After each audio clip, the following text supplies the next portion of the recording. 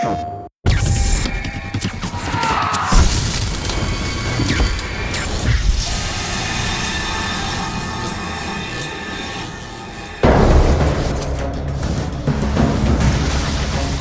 really excited about inFamous because as a player, I am one of those people who wants to be able to just go everywhere. And when we say that it's an open world game, we mean that in 3 dimensions. We have this ability to climb over everything. It's kind of infectious. PS3 is really the only place we could have made this.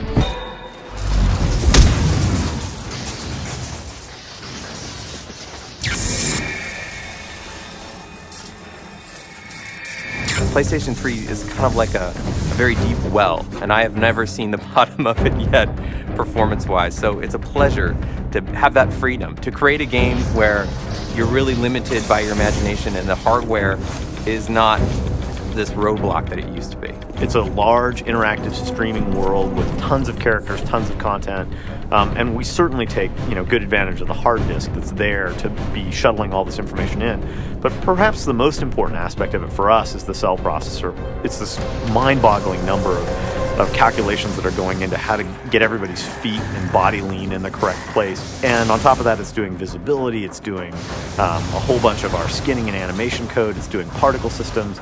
And all of this stuff has been crafted and created to run specifically on the cell processors. There are layers and layers of animations. It's something that the PlayStation 3 and our engine actually allows us to really take advantage of. It's just layering those and not having to worry about the overhead associated with that. Allows us to do some very creative things and some very expressive things. We really needed to have the power of the PS3 there. All the bandwidth we get out of the RSX graphics chip, the capacity of the Blu-ray. When we're making this game for the PS3, we're constantly amazed by how much the technology allows us to add a lot more. It's cool.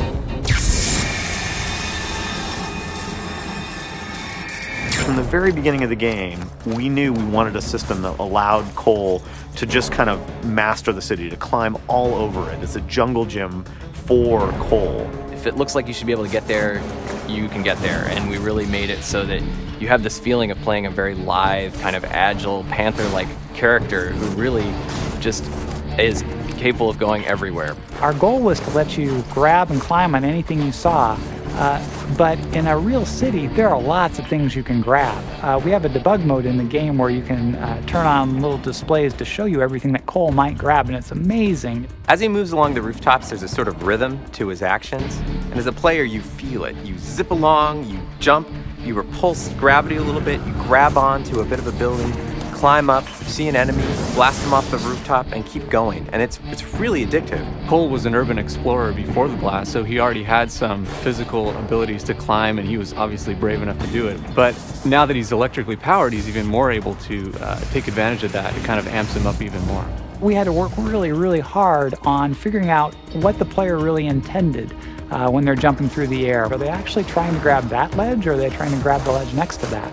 We call it reading the player's mind through his thumbs. We've been pretty successful with it, and it makes the game really fun to play because it doesn't feel like you're using the controller. If we do our job right, then the controller disappears. You don't think about it at all. You just do what you want to do, and it happens.